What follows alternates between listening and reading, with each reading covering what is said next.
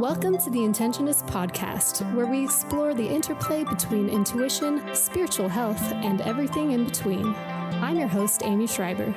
And I'm Hillary Zwallen.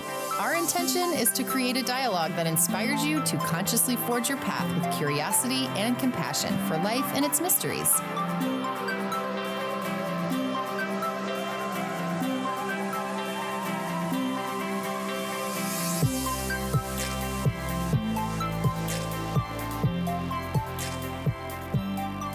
Hello, fellow Intentionists, and today it is episode 47, and we are talking about the moon in Aquarius. We are continuing our exploration of the zodiac and our 12-month tarot read that we did for our podcast at the beginning of this year, and they both coincide very interestingly, Amy, don't you think? Yes, indeed. So we wanted to talk a little bit about the synchronicities of these two interesting, like between the moon as a sign and a symbol and as a tarot card, as well as what's going on with Aquarius and this the sign of Aquarius. So Amy, what did we just discover when we were doing our research? It is the Chinese New Year? Yes, it's the Lunar New Year, and we just had the new moon. What day was it? It's today. It's today. Oh, yes. Wow. Which when this actually is released, it will be a few days ago. We're recording this on Monday, So we'll just had the Lunar New Year, new moon in Aquarius, and the tarot card we picked was the moon for this month, which is just a totally random draw. We did not purposefully select that. Our subconscious might have purposefully selected that's that. Right. It was divinely orchestrated. And we were using the moon as a way to inform the topics that we pick to discuss this month on our Intentionist podcast. So, Amy, shall we move into Aquarius? Should we talk how Aquarius energy can inform us over the next few weeks? Yes, let's do that. First, just the basics about Aquarius. It is actually an air element sign, despite that it's the water bearer is the symbol for it. And the colors associated with it are silver and blues. And the planets that rule it are Saturn and Uranus. And the characteristics of this energy and people born under this sign, they say are friendly, creative people that are very innovative and original. And they're like pioneers for social change, but they can be unpredictable. If you think wind and air, this is an air element, so it can change very rapidly. And they can be impulsive, but overall very idealistic, full of goodwill. Well, I think too, it's important to note for people who are maybe unfamiliar with the zodiac that if you are born under the sign of Aquarius, and that's your rising sign or that's your dominant sign or your sun sign, then that's only like 10% of what your chart actually is. So if you are Aquarius and you're like, yes, I'm totally like kind of tossed by the wind and very social and communicator or whatever, or you're not, you have to look at the actual natal chart to see what you have dominating your chart to really understand it. Right. But in terms of the energy that's going on right now, this month, yes, this is the time to really focus on recharging and resetting and looking at new ways and new thought patterns, like you were talking about the innovative quality of this time of year. This is really the time of year where, like we did back in our winter solstice episode, where everything kind of dies, we retreat, we go it's winter time, it's cold. And I mean, if you're in the Midwest of the United States, then you're still deep in the heart of winter right now. But in terms of the way that the calendar year goes, this is really the time where things are starting to, they haven't really softened yet, but you can see the signs of softening and that spring is coming soon. And this is really the time for you to get dead serious about what it is that you're going to decide to leave behind. So you've kind of died to whatever has happened over the winter, you've retreated, and now you're looking out at this whole next year and getting really serious about what are those seeds that I'm going to plant? What are the things that I'm going to focus on? Right. Well, yeah. And it's the time of year where the water kind of starts stirring. This is a very, like, it's still frozen, but this is a very watery time of year. And in the pagan wheel of the year, Imbolc just happened, which is a time of like wateriness. I don't know how else to say it. It's like honoring of the water, noticing what the water is going to teach you, and like agreeing to the work you're going to do, like agreeing to your intention, agreeing to be born into your healing this year. I love that. Types of themes like that are all going on at this time. And I have felt it for sure. I mean, I just had a particularly intense PMS week this last week. And it's just everything that I've been studying when we researched this episode with this Aquarius energy and then the moon, which we'll get into for the second half. It's all really hitting close to home. How so? Tell us details. I mean, well, I'll share more later when we talk about like emotional patterns and exploring that with the moon. But basically, I just like was just feeling all the feels. I was having so many feelings this last week, and I was feeling so confused, like just in the depths of confusion and weirdness, and like, what are we doing? And like just having a hard time integrating. I laugh only because I feel that I was going through the same freaking thing, but not maybe, I mean, in a different way. I don't feel like I was as emotional about it, but I felt like my head hurt because I was trying to make sense of like, I'm feeling all this pull in all these different directions, and and it feels all very divinely inspired, and yet at the same time none of it makes any sense. And so it's been this trying, I feel like there must be something about this time where you're trying to shed kind of the logical step-by-step ways of allowing things to happen and really moving into that frequency of trust, which is all you have to do is keep moving forward and really feeling into that newness, that new vibration, that new quality of creativity, and see what unfolds. Right. And what it felt like was that I was really just trying my hardest to shed these like last little pieces of delusions that I've built around certain creative projects and stuff, so I can really actually put my full energy and commitment toward like the work and the things that I'm trying to create. So that's kind of what it felt like. I wanted to talk about, just for a quick second, we did an episode 15, about the zodiac through the ages. And we talked about the different ages, which were like 2,000-year blocks that are called certain ages. Like we're coming out of the Piscean age and we're moving into the age of Aquarius, which people have talked a lot about. There's a lot of songs in the 60s that talk about it.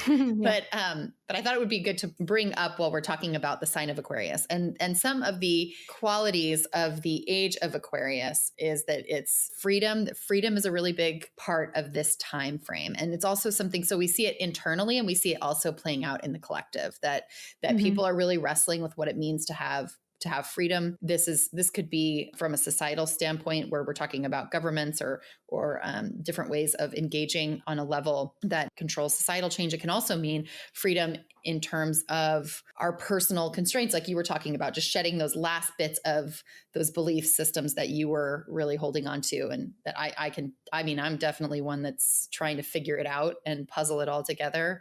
And I need to move more towards like just letting it flow, following the signs and just following my instincts.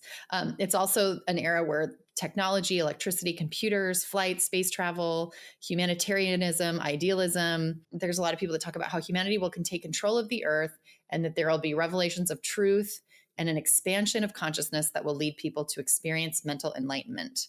And so we've kind of started to see all of that happening. You can see the demands for openness of human beings in order to be able to develop the gifts of the soul. And I feel like I see that with a lot of people. I feel a lot of people, we see this with religion for sure, that just religion in general is falling away in the ways that it's been for the last several thousand years. Yeah, it's kind of, I've been seeing it as kind of this discovery of what people are to do with the freedom of their minds, like people discovering what it means to think critically and discover and be autonomous, but also to learn interdependence with everyone else, like work together and see how much further we can go. But there's also like, it's a balance between the whole individuality and collective cooperation, because I think that like collective oppression is what we're moving away from, and like control, like the controlling of very few people in power controlling the masses. Right. And that's like what all these structures had been set up to do. We're seeing a big rejection of that, aren't we? in kind of every single way. Exactly. But then people need to, once they claim their mental freedom, then they have to figure out how to come together and still like build helpful, like rebuild the systems in a helpful way. And Right. And that's really the challenge, isn't it? Amy, I think you said that so well. You just summed that up really well. It is. It's the challenge of what now? What's next? And how do we do this when we've leaned on these certain, and it's interesting because I see a lot of, especially in the esoteric space, there's a lot of leaning on ancient wisdom and ancient technologies, which I think is great because there is something to be said that there are certain things and practices that have been done for thousands of years that are helpful, that have been helping people, like yoga or breathing and meditation, prayer, all of those things that have really been passed down as a human, just the human way to connect to the divine. And so it's not like everything has to go, but it really does. Like you said, it's about what does this look like now without this like hierarchical structure? What does it look like when we have a horizontal lineage or a horizontal chain of power? I don't know. Yeah. Yeah. It's an interesting question. Yeah, I was listening to this really interesting talk by, what's her name? She talks about conscious parenting. I am losing her name. She was talking about like forcing the idea of like trying to force your will upon your kids and control them, but like in ways that you view as positive, like force your kid to meditate, force your kid to pray. And I like my ears perked up because I just like instituted a rule of meditation for my 8-year-old. But her point was that like these kids growing up in this time of technology have a completely different view of the world and insights about it. She was saying that they were naturally born without these hangups that we as adults have, which for us, like, okay, maybe prayer is solving this hangup for us. Maybe meditation is solving this hang up for us, but kids can be crystal clear about things that we don't even realize. Anyways, side note, but interesting. So do you want to talk about the Greek myths? Yeah, the symbol of this constellation is the water bearer, and this is how it's described. It's like a person with a jug of water. And I went down a rabbit hole of fun research into like these myths about this. And the Greek one, they linked to this constellation to this kid named Ganymede. I don't know how to say his name, but he's a young Trojan prince that Zeus became enamored with and came and basically kidnapped him with his eagle and brought him up to Mount Olympus to be the cupbearer to the gods. Hera was very jealous, and because this kid took their daughter's position as cupbearer, and he also like played a role in sending rain onto the drought, onto the humans. He was like this very compassionate individual, and he was granted eternal youth. Something that even the Greeks were obsessed with, the way that we all are obsessed with it. The way that our society is obsessed with eternal youth. Exactly. Hashtag Botox. Anyway. Okay, sorry. Go ahead. So some other, like in Egypt, this is associated with the god of the Nile. And in a lot of places I found that Aquarius plays a key role in these various flood myths. So basically every culture has a flood myth. Mm-hmm.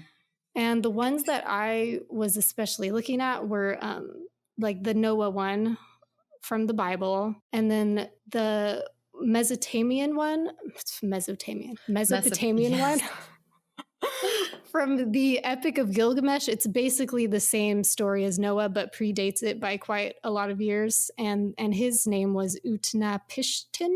And then there's another Greek flood myth, which is different, but also associated with Aquarius. And his name is Deucalion. I'm butchering all these names. But anyway, he's the son of Prometheus. And Prometheus tells him about the flood that's coming, and he builds his boat. And to repopulate the earth, instead of like saving the animals or whatever, they just were told to throw stones over their shoulders, which turned into people. It was an interesting twist. So we have all these flood myths, and these ones coming out of this area in the Middle East tell about its like divine retribution.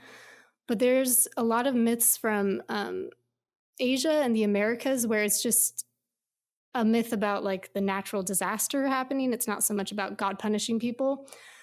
But the Great Flood myth in China, I thought this one was really interesting because again, this was not about divine retribution, but it was like what to do in this when this natural disaster occurs. I guess the Yellow River flooded its banks many thousands of years ago, and that's what this myth was based on. But they had all these emperor in this story. They had all these emperors trying to contain the flood and solve this flooding issue.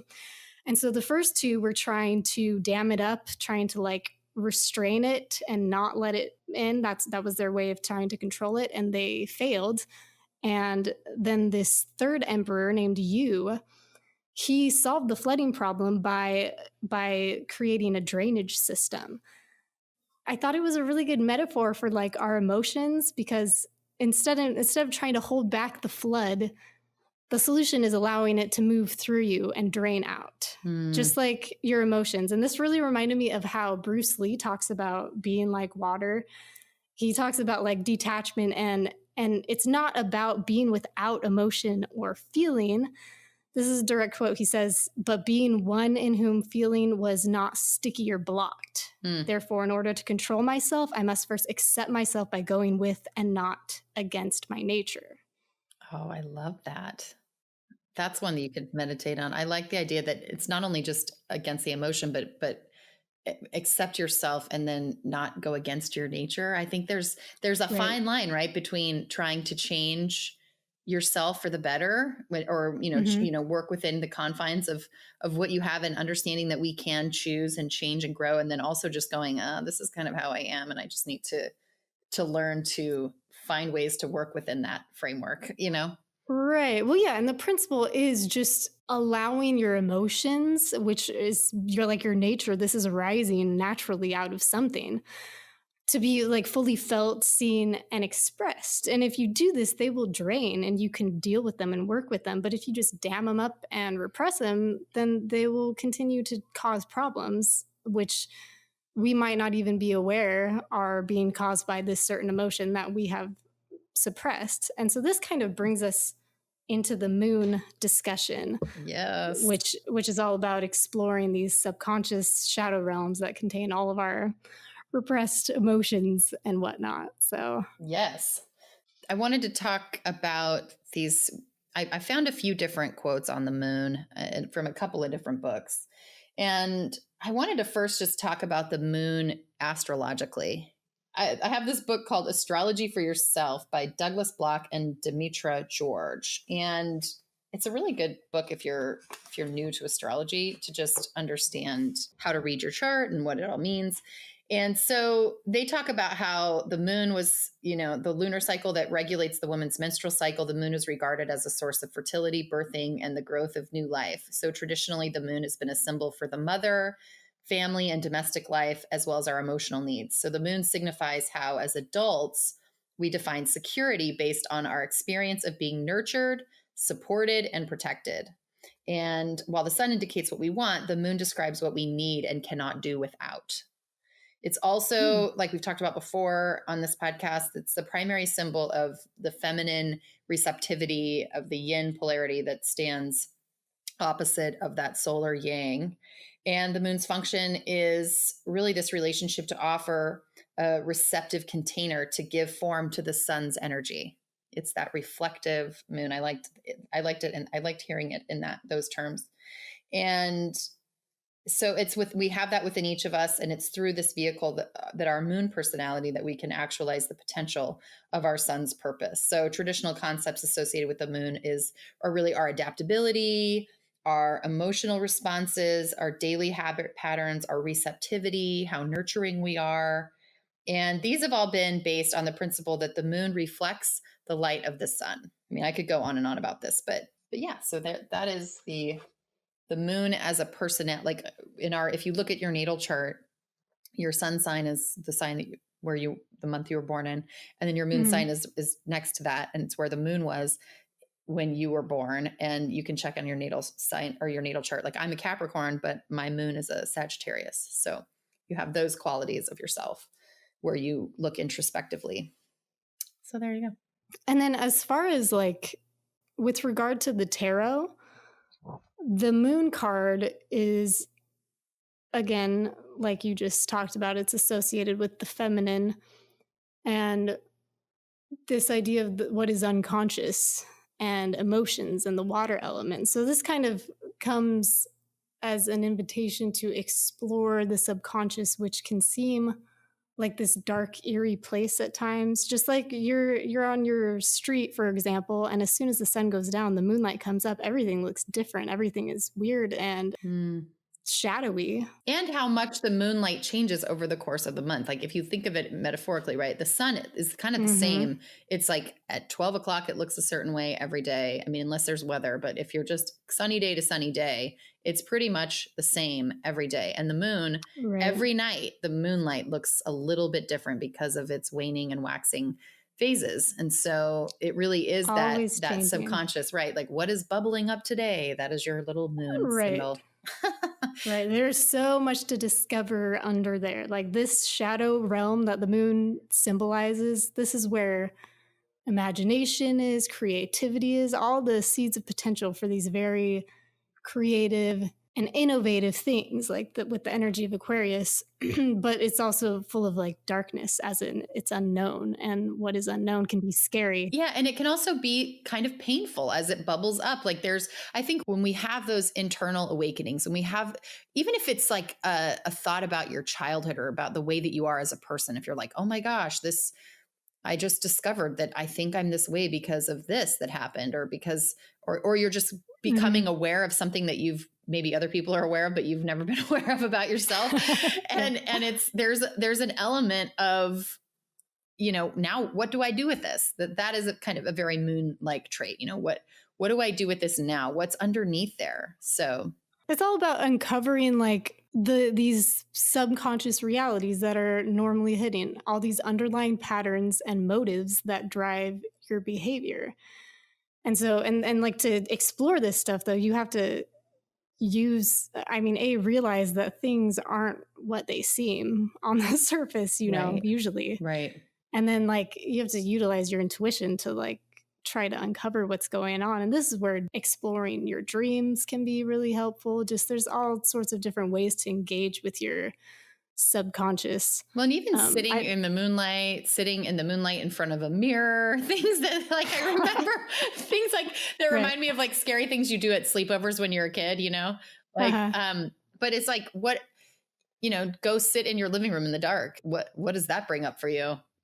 Right. I'm such a scaredy cat. I don't know. I feel like I've done that maybe one time, but you notice how as the sun is setting, if you stay outside and it slowly gets darker and darker, how you can tolerate the darkness so much more than when you just walk right out into the darkness. So that might be something to consider when we're exploring the subconscious to ease our way into it. Right. Well, because it can be very extremely overwhelming, which is what I just experienced again this past week. And it was just like a way that I thought I was and a motive that I thought I had wasn't even true at all. And like I was discovering all sorts of weird things by stopping, feeling this emotion. Like, why am I feeling this? Get specific. What are you talking Why? about? So for example, like so I had an encounter with this person where I like wanted to criticize what they had done, and there was no reason, like there was no reason for me to like bring it up, but I had to catch myself like 5 different times. Like, okay, why am I trying to say this? Like, why am I trying to make this person feel bad about this when it doesn't even matter? And it was like, oh, it's because I'm holding on to this old resentment of when they criticized me a long time ago, and it was like a revenge act. Mm. It was not, which like if I hadn't had stopped and like kind of tried to unpack that, I wouldn't have even remembered like, oh yeah, I felt bad about this like a really long time ago. And now I'm like still trying to punish this person over basically nothing. Mm. But yeah, it's like stuff like that. And then what was what was the resolution? I just like released my resentments with in my mind with my mind bullets. I love that. Good job. I So want some of those I mind bullets. tried to. Yeah, I just like did a little, I don't know if you've ever tried a forgiveness meditation where you just like bring up a person in your mind and it's like, I forgive you. Do you forgive me? Or please forgive me. I forgive you. I love you. I'm sorry. Forgive me. Like I just kind of like mantraed that over and over to myself until I felt satisfied Amy, with I it. love that. I've never done that before. I think that could be very effective because really, it's kind of that if we're talking about actionable uses for this type of stuff, like Uh-huh. we love all the myth and the esoteric stuff, but it's like, what does this really mean? Like, what is the actual application? And I feel like you just gave such a great example there, because really it's first you create the awareness of what's going on. And then that always comes with like emotion. And now you've got to deal with this. And it's something that, we're triggered by certain things, and there's, maybe it's easier to suppress it. But like you said, you recognize it and you kind of walk into the fire, and then you can, like you said, it's forgiveness. But how? I love that. I love that as an actionable forgiveness thought. Like I'm sure you had the chat with this person too and talked it out. But I think, like you said, the residual stuff where, you're like, I'm good with this person. I just have to let it go internally. To visualize Right. forgiveness in that way seems like the most beautiful. That seems like the most beautiful manifestation of what we're talking about here with the moon, right? We're using our subconscious as a way to release pain and suffering.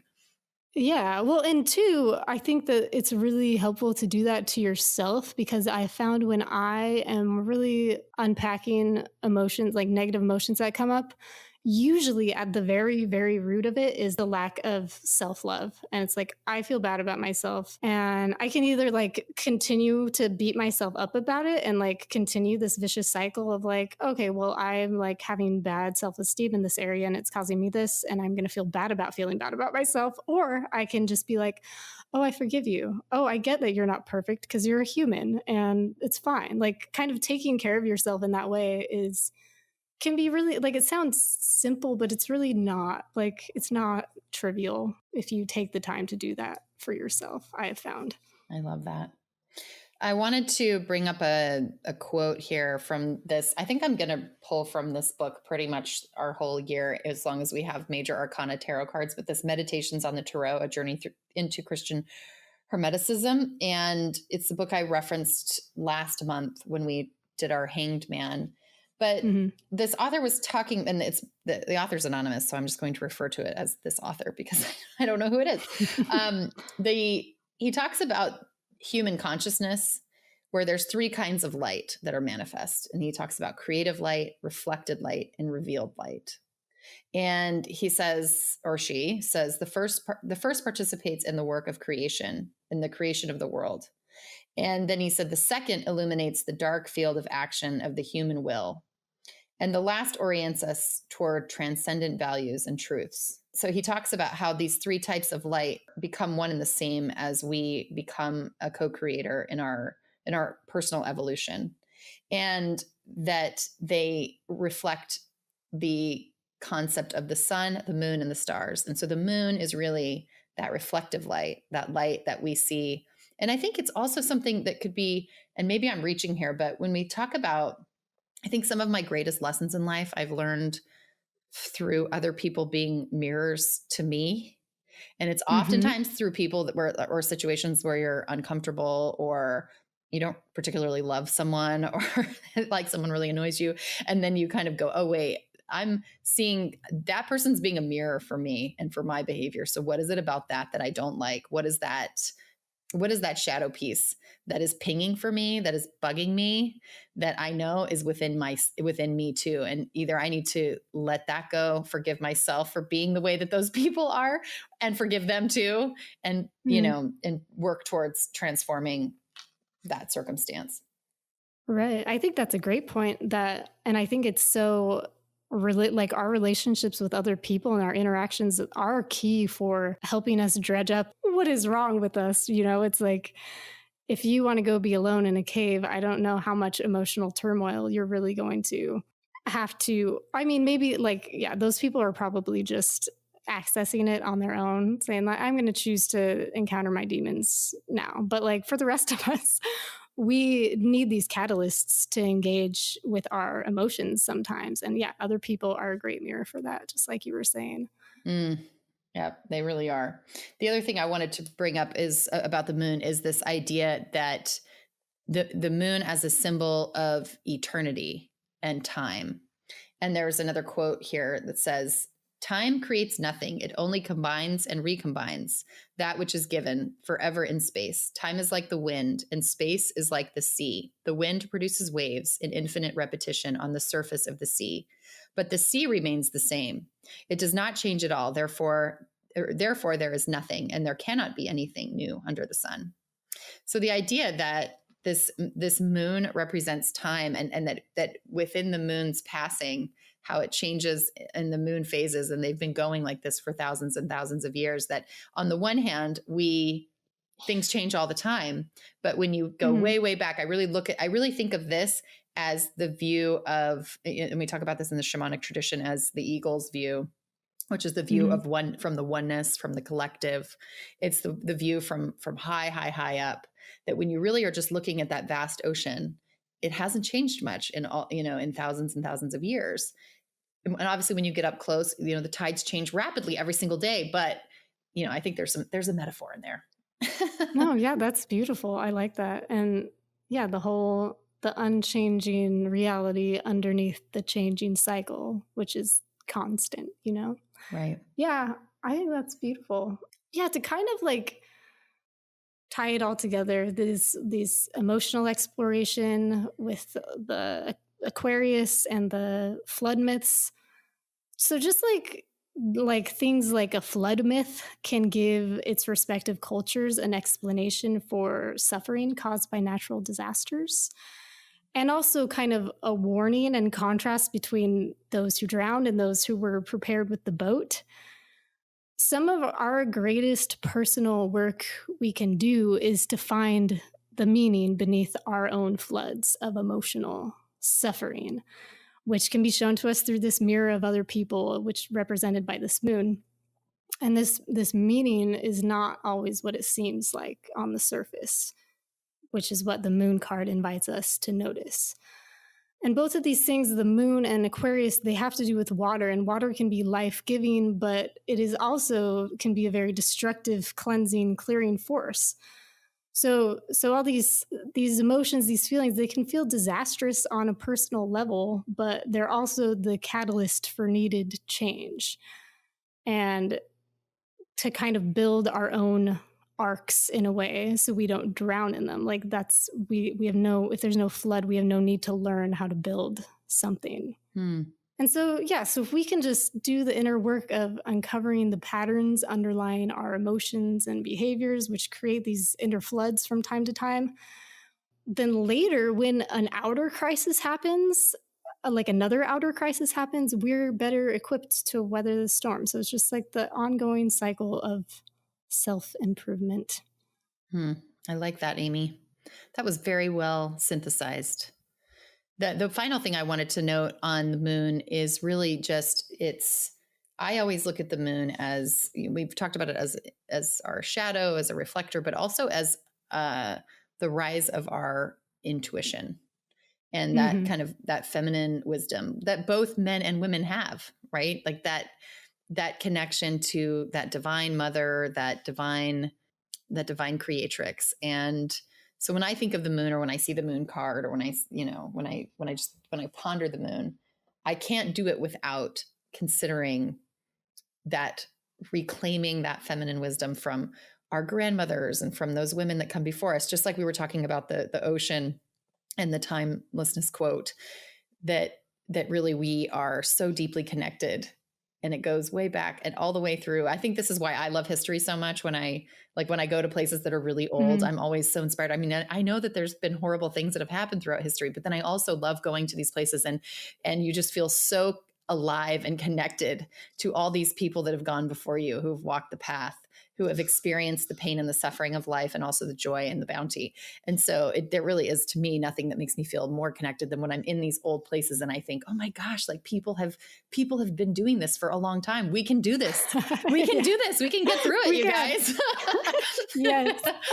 So with that, I think we can close out this episode, and we invite you guys to go to our website and sign up for our newsletter, because we send a monthly newsletter. And please, please, please, if you have a minute, take a second to rate and review us on iTunes. It means so much to us. We read all of the reviews, and it means so much to us with your interactions. And we just thank you for joining us here every week.